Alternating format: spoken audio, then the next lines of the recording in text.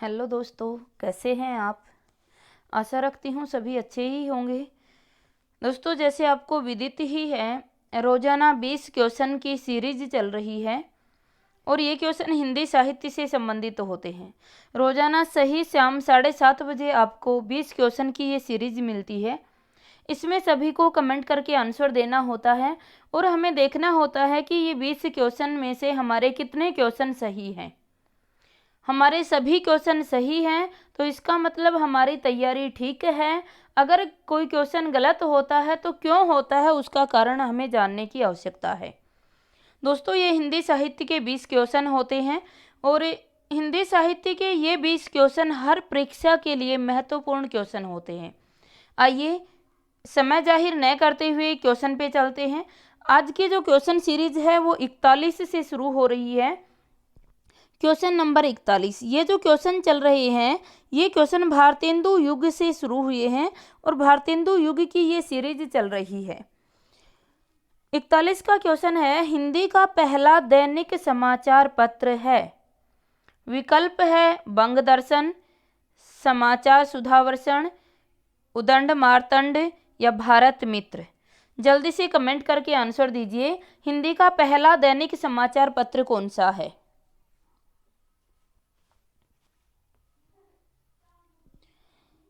Answer आ जाएगा B, समाचार सुधा वर्षण। दोस्तों, यहाँ ध्यान दीजिएगा, दैनिक पूछा है, साप्ताहिक नहीं पूछा है। दैनिक पूछा है कि हिंदी का पहला दैनिक समाचार पत्र कौन सा है। समाचार सुधा वर्षण। ये 1854 ईस्वी में प्रकाशित होने लगा था और कहाँ से प्रकाशित होता था? कलकत्ता से प्रकाशित होता था। कलकत्ता से प्रकाशित होता था, 1854 में प्रकाशित होने लगा। ये दैनिक समाचार पत्र था और इसके संपादक थे श्याम सुंदर सेन। आपके मस्तिष्क में आया होगा उदंड मार्तंड। जो उदंड मार्तंड है यह हिंदी का पहला साप्ताहिक समाचार पत्र था जो आपका 1826 में प्रकाशित हुआ था और ये भी कलकत्ता से प्रकाशित होता था। ये किसके संपादन में? जुगल किशोर के संपादन में प्रकाशित हुआ था। दोनों में अंतर है, ये साप्ताहिक है और ये कैसा है? दैनिक है। अगला क्वेश्चन है, हिंदी पत्रकारिता का आरंभ हुआ। विकल्प है भारतेंदु युग में, भारतेंदु पूर्व युग में, भारतेंदु के बाद या आधुनिक युग में। जल्दी से कमेंट करके आंसर दीजिए।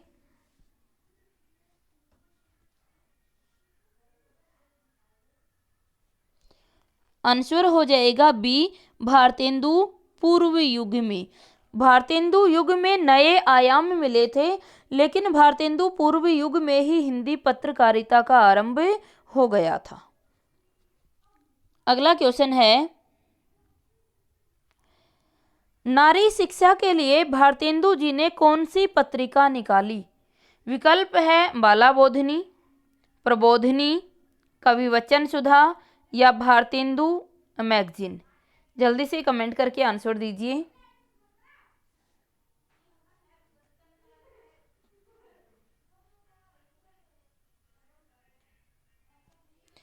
नारी शिक्षा के लिए भारतेंदु जी ने कौन सी पत्रिका का प्रकाशन किया? आंसर हो जाएगा बाला बोधनी। जो बाला बोधनी थी यह नारी शिक्षा से संबंधित थी और इसका जो आरंभ हुआ था वो 1874 ईस्वी से माना जाता है। यह मासिक पत्रिका थी और बनारस से प्रकाशित होती थी। मासिक बनारस से प्रकाशित होती थी। स्त्री शिक्षा के लिए इसका प्रकाशन किया गया था।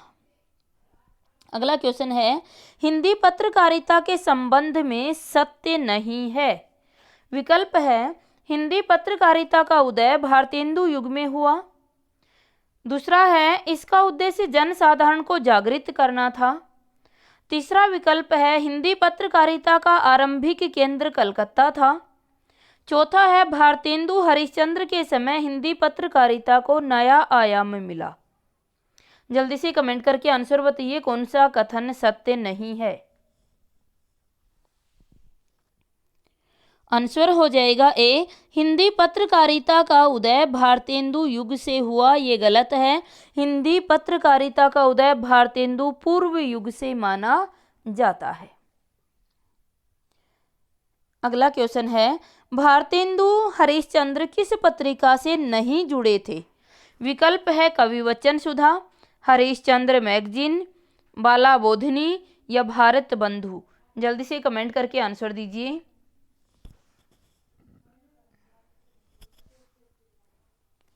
दोस्तों आपके कमेंट का इंतजार है, जल्दी से कमेंट करके आंसर दीजिए, फिर आगे बढ़ते हैं। आंसर आ जाएगा डी, भारत बंधु। भारत बंधु जो पत्र था वह तोताराम के द्वारा निकाला गया था 1876 ईस्वी में। 1876 ईस्वी में निकलता था। यह साप्ताहिक था और अलीगढ़ से निकलता था। साप्ताहिक था और अलीगढ़ से निकलता था। किसमें? तोताराम के संपादन में ये संपादित हुआ था। तो बस हमने कोड किया था, जब पत्रकारिता किया कि भारत बंधु, भारत का बंधु कौन है? तोता। तोता बंधु, तोता को हम बंधु बोलते हैं ना, तो भारत बंधु कौन है? भारत का बंधु कौन है? तोताराम है, यानी तोता है। ध्यान रहेगा, भारत बंधु किसका है? तोताराम का है। कविवचन सुधा का प्रकाशन 1868 में हुआ था। उसके बाद बाला बोधनी, बाला बोधनी का 1800 अभी करके ही आए थे 74 में हुआ था। हरिश्चंद्र मैगजीन 1873 में निकलती थी। ये सभी भारतेंदु की थी, लेकिन भारत बंधु तोताराम का था। अगला क्वेश्चन है, आधुनिकता के संबंध में निम्नलिखित में से कौन सा एक सही नहीं है? विकल्प हैं, आधुनिकता का मूल आधार मानवतावादी दृष्टि है, आधुनिकता संपूर्ण विकास और प्रगति का केंद्र मानव को मानती है, आधुनिकता सापेक्षिक नहीं होती है, जो इस समय आधुनिक समझा जाता है भविष्य में वही पुरातन हो जाएगा। कौन सा सही नहीं है?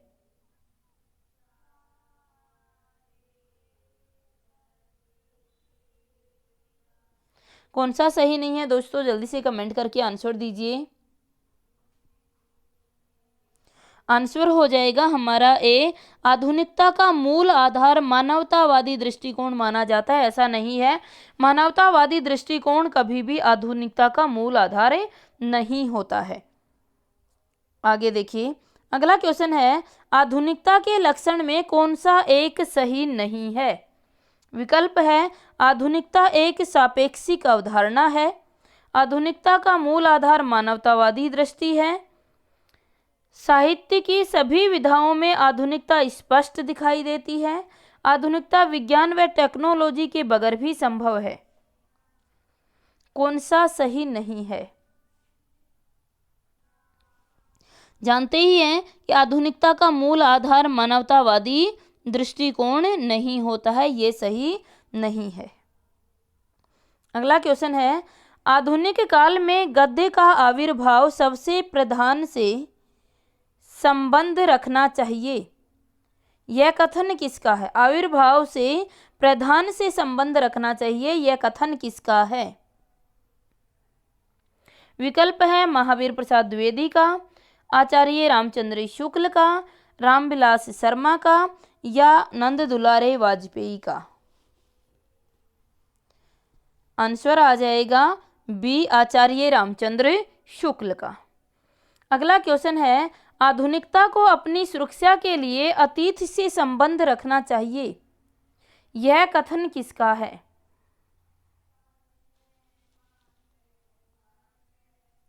यह कथन किसका है? आंसर हो जाएगा ए, जी एक ब्रेजर का है। अगला क्वेश्चन है, पिए प्यारे तिहारे निहारे बिना अखियां दुखियां नहीं मानती हैं, किसकी पंक्तियां हैं? दोस्तों ये पंक्तियां किसकी हैं, ये कमेंट करके आपको देना है। यहाँ जो विकल्प दिए गए हैं ये विकल्प गलत हैं। आपको बताना है कि पंक्तियां किसकी हैं। पिए प्यारे तिहारे निहारे बिना अखियां दुखियां नहीं मानती हैं, ये पंक्तियां किसकी हैं? जल्दी से कमेंट करके आंसर दीजिए। आपके कमेंट का इंतजार है, आप कमेंट कर देंगे तभी आगे क्वेश्चन पर बढ़ेंगे। ये पंक्तियां किसकी हैं? दोस्तों ये पंक्तियां किसकी हैं? भारतेंदु की हैं। ये पंक्तियां भारतेंदु हरिश्चंद्र की हैं और इनकी एक रचना थी प्रेम माधुरी। ये प्रेम माधुरी से ली गई पंक्तियां हैं, तो भारतेंदु की हैं प्रेम माधुरी से। अगला क्वेश्चन है, भारतेंदु युग का साहित्य जनवादी इस अर्थ में है कि वह भारतीय समाज के पुराने ढांचे से संतुष्ट न रहकर उसमें सुधार भी चाहता है। यह कथन किसका है? दोस्तों विकल्प आपके समक्ष दिए गए, ये पहले क्वेश्चन के विकल्प यहाँ टाइप हो गए हैं और इधर के विकल्प उधर टाइप हो गए हैं। आपको कमेंट करके आंसर बताना है कि ये कथन किसका था कि भारतेंदु युग का साहित्य जनवादी इस अर्थ में है कि वह भारतीय समाज के पुराने ढांचे से संतुष्ट न रहकर उसमें सुधार भी चाहता है। यह कथन किसका है? दोस्तों आंसर आ जाएगा इसका डॉक्टर रामविलास शर्मा। ये किसका कथन है? ये कथन है आपका डॉक्टर रामविलास शर्मा का। डॉक्टर रामविलास शर्मा, डॉक्टर रामविलास शर्मा का कथन है ये। अगला क्वेश्चन है, निम्नलिखित संस्थाओं की स्थापना का सही क्रम क्या है? ये संस्थाएं दी गई हैं, इनकी स्थापना का सही क्रम हमें देखना है। विकल्प है ब्रह्म समाज, प्रार्थना समाज, रामकृष्ण मिशन, थियोसॉफिकल सोसाइटी। जल्दी से कमेंट करके आंसर दीजिए, इनका सही क्रम क्या होगा?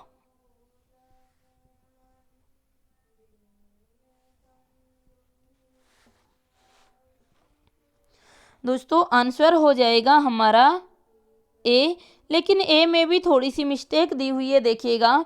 सबसे पहले हमारा आ जाएगा ब्रह्म समाज। ब्रह्म समाज की स्थापना 1828 ईस्वी में राजा राम मोहन राय के द्वारा की गई थी। दूसरी है प्रार्थना समाज। प्रार्थना समाज की स्थापना हुई थी 1867 ईस्वी में। केशव चंद्र सेन की प्रेरणा से महादेव गोविंद रानाडे के द्वारा इसकी स्थापना की गई थी। केशव चंद्र सेन की प्रेरणा से महादेव गोविंद रानाडे के द्वारा इसकी स्थापना की गई प्रार्थना समाज की। उसके बाद है रामकृष्ण मिशन। रामकृष्ण मिशन की स्थापना 1897 ईस्वी में की गई थी।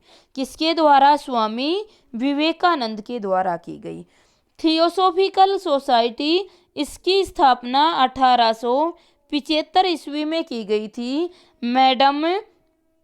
डॉक्टर मैडम ब्लावत्स्की के द्वारा।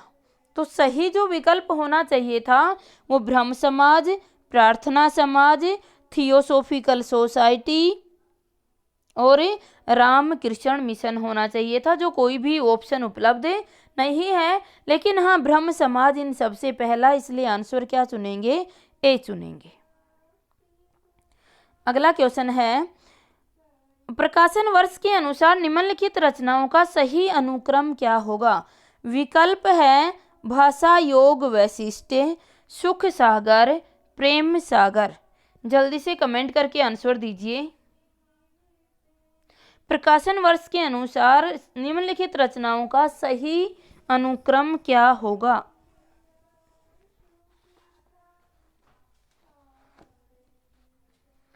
सही क्या होगा?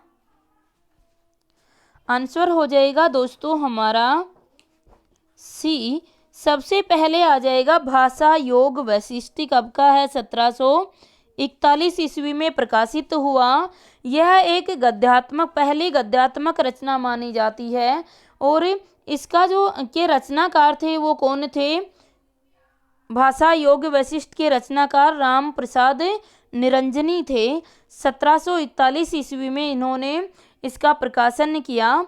ये एक गद्य रचना थी और यह रचना पटियाला रियासत की महारानी को सुनाने के लिए इसका की रचना की गई थी। तो कई बार क्वेश्चन ये पूछ लेता है कि पटियाला रियासत की महारानी को सुनाने के लिए किस गद्य रचना किस गद्य रचना की गई? तो भाषा योग वैशिष्ट की 1741 ईस्वी में राम प्रसाद निरंजनी के द्वारा। उसके बाद है प्रेम सागर। प्रेम सागर किसकी है? 1810 की रचना है। प्रेम सागर किस कब की है? 1810 की रचना है, जो विष्णु पुराण के 10वें स्कंद पर आधारित है।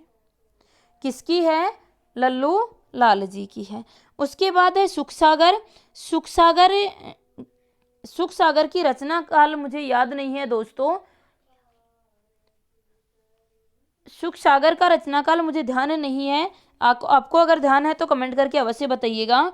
लेकिन ये भागवत गीता का हिंदी अनुवाद है सुख सागर। किसकी है? सुख सागर किसकी है आपकी? ये भी कमेंट करके आप बताएंगे कि कौन सुख के सागर में खोया रहता है। ये सभी प्रेम सागर, सुख सागर आपको लिखवाई हुई है, सभी कमेंट करके बताएंगे। सुख सागर रचना है वो भागवत गीता की का हिंदी अनुवाद है, और किसकी रचना है ये आप कमेंट करके मुझे बताएंगे। अगला क्वेश्चन देखिएगा। सही कालक्रम में लगाएं। विकल्प दिया गया है राजा राम मोहन राय, स्वामी विवेकानंद, दयानंद सरस्वती, मैडम ब्लावत्सकी। जल्दी से कमेंट करके आंसर दीजिए। सही कालक्रम में, कालक्रम का मतलब है इनके जन्म कर्म के आधार पर हमें लगाना है, तो जल्दी से कमेंट करके बताइए सही आंसर क्या होगा।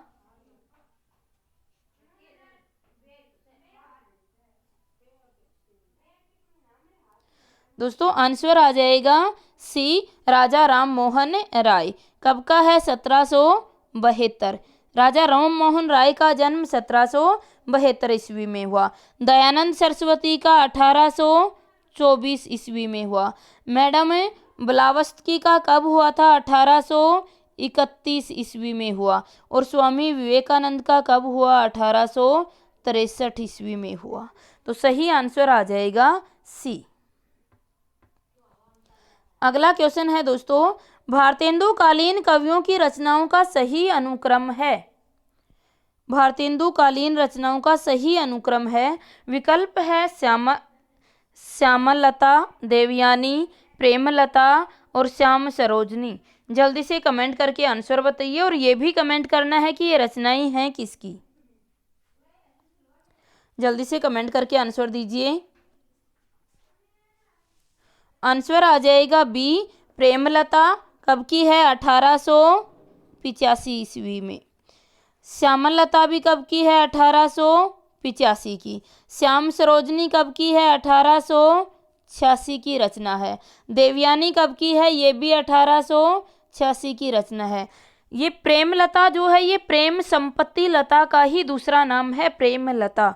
प्रेम संपत्ति लता 1885, श्यामलता 1885, श्याम सरोजनी 1886, देवयानी भी 1886। सभी रचनाएं किसकी हैं?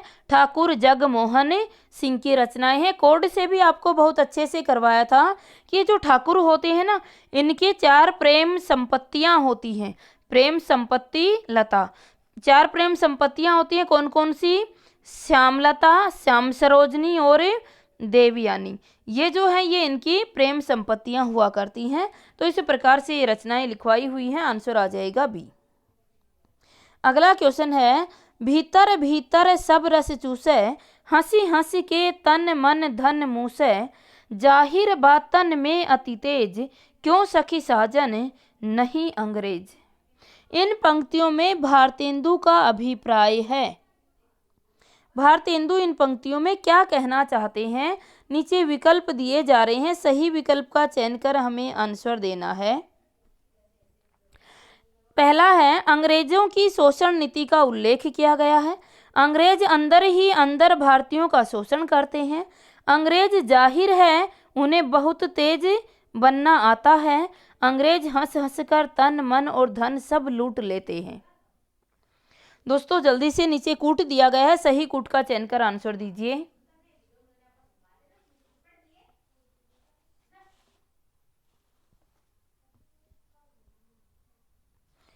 आंसर आ जाएगा ए, 1 2 3 4 सभी सही हो जाएंगे। भारतेंदु कहना चाहते हैं कि अंग्रेजों की शोषण की नीति का उल्लेख उन्होंने किया है और ये सभी विकल्प उनके सही हैं। अगला क्वेश्चन है, अचरज होत तुमहु मम गोरे बाजत कारे, तासो कारे कारे शब्दहु पर है वारे, कारे कृष्ण राम जलधर जल बरसान वारे, कारे लागत ताहि सो कारण को प्यारे, या तो निको है तुम कारे जाहूं पुकारे।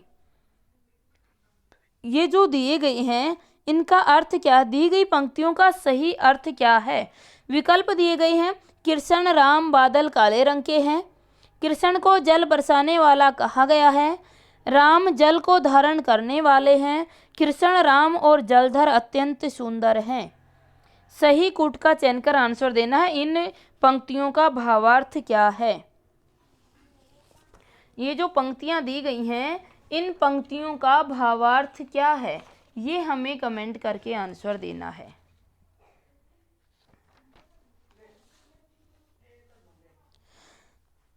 देखिए, पहले कहना चाहते हैं हमें, पंक्तियों को देखें कि पंक्तियां मैं पुनः दोहरा रही हूं। अचरज होत तुमहु मम गोरे बाजत कारे, तासो कारे कारे शब्दहु पर है वारे, कारे कृष्ण राम जलधर जल बरसावन वारे। कहते हैं काले कृष्ण हैं, काले राम हैं, काले बादल हैं जो जल को बरसाने वाले हैं, कारे लागत ताहि सो कारण सो प्यारे, कि जितने कारे लगते हैं तुम्हें उतने ही ये क्या है, प्यारे हैं, ताके निको है तुम कारे काहू पुकारे। तो ये पंक्तियों का अर्थ क्या है, कहते हैं विकल्प है कृष्ण राम बादल काले रंग के हैं, इसका अभिप्राय क्या है, अभिप्राय पूछा था।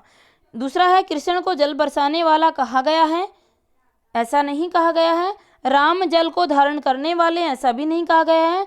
कृष्ण राम और जलधर अत्यंत सुंदर हैं, ऐसा कहा गया है। तो 1 और 4 जहां विकल्प में है हमारा आंसर हो जाएगा दोस्तों, आंसर क्या हो जाएगा, सी हो जाएगा। अगला क्वेश्चन है, मुँह जब लागे तब नहीं छूटे, जाति मान धन सब कुछ लूटे, पागल करी मोही करे खराब, क्यों सखी साजन नहीं शराब। इन पंक्तियों में किन भावों की अभिव्यंजना हुई है। विकल्प है हास्य, व्यंग्य, गर्वोक्ति या विनय। जल्दी से कमेंट करके आंसर दीजिए। नीचे कूट दिया गया है, सही कूट का चयन कर आंसर देना है।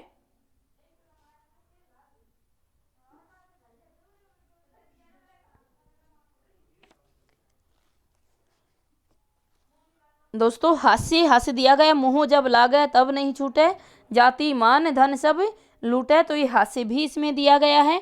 दूसरा पूछा गया व्यंग, तो इसमें व्यंग भी किया गया है, गर्वोन्ती भी नहीं है और विनय भी नहीं है। तो हमारा आंसर क्या हो जाएगा, ए हो जाएगा, हास्य और व्यंग। अगला क्वेश्चन है, निम्नलिखित पंक्तियों का हास्य है, यह संग में लागिए डोले सदा बिन देखे न धीरज आंती है, चिन्हू जो वियोग परै हरीश चंद्र तो चाल प्रलय की सूठ आंती है, बस्ती में थिरे न झपे झपे जल में न समाइबो जानती है, पिए प्यारे तिहारे निहारे बिन आँखियाँ दुखियाँ नहीं मानती हैं। इनका हास्य क्या है, वो हास्य हमें देना है। विकल्प दिया गया, गोपियों की आंखें सदा प्रिय के संग संग लगी रहती हैं, उनकी आंखें कृष्ण क्षण भर भी वियोग नहीं सह पाती और आंसू बरसाना आरंभ कर देती हैं, प्रिय को देखे बिना उनकी आंखें दुख नहीं मानती हैं, उनकी आंखें समझाने पर शीघ्र समझ जाती हैं। नीचे कूट दिया गया है, जल्दी से कूट का चयन कर आंसर दीजिए। दोस्तों पहला है कि गोपियों की आंखें सदा प्रिय के संग संग लगी रहती हैं, बिल्कुल सही है। दूसरा कहा है उनकी आंखें क्षण भर भी वियोग नहीं सह पाती और आंसू बरसाना आरंभ कर देती हैं, ये भी सही है। तीसरा है प्रिय को देखे बिना उनकी आंखें दुख नहीं मानती हैं, मतलब प्रिय को देखे बिना उनकी जो आंखें हैं वो दुख मानती हैं, ऐसा कहा है उन्होंने। आँखियाँ दुखियाँ नहीं मानती हैं, कि आंखें दुखे बगैर भी नहीं मानती, कि तुम्हारे दुख नहीं मानती, नहीं कहा कि हमारी आंखें जो हैं तुम्हारे देखे बिना दुखी, मतलब तब तक नहीं दुख पाती हैं, तब तक परेशान नहीं होती हैं जब तक ये आपको देख ना लेती हैं, यानी आपको देखते देखते ये कभी परेशान नहीं होती हैं। अर्थ ये दिया गया था, दुख नहीं मानती ये नहीं दिया गया है। ये कहते हैं कि परेशान नहीं होती है, ये दिया गया। उनकी आंखें समझाने पर शीघ्र समझ जाती हैं, तो ऐसा भी नहीं है। तो हमारा आंसर आ जाएगा दोस्तों डी 1 और 2। पुनः समझिएगा, विकल्प में दिया गया है कि प्रिय को देखे बिना उसकी आंखें दुख नहीं मानती हैं। दुख नहीं मानती से मतलब नहीं है उनकी आंखियां परेशान नहीं होती हैं, कि प्रिय को देखे बिना उनकी जो आंखियां हैं वो परेशान नहीं होती, उनकी बाट निहारती रहती हैं। तो ये था दुख नहीं मानती। दुख का अर्थ यहाँ लिया गया कष्ट से, कि कष्ट नहीं मानती, तो ऐसा नहीं दिया गया है। सही आंसर हो जाएगा डी। अगला क्वेश्चन है, उधारो दीन बंधु महाराज, जैसे हैं तैसे तुम्हारे ही नहीं और सो काज। उपयुक्त पंक्तियों का भाव है। विकल्प है ईश्वर के प्रति दृढ़ विश्वास, स्वयं की दीनता का उल्लेख, सामाजिक व्यवस्था पर टिप्पणी, स्वयं की सार्थकता का भाव। दोस्तों जल्दी से कमेंट करके बताइए। आज का यह अंतिम क्वेश्चन है, आपके कमेंट का इंतजार है। जल्दी से सभी कमेंट करके आंसर दीजिए।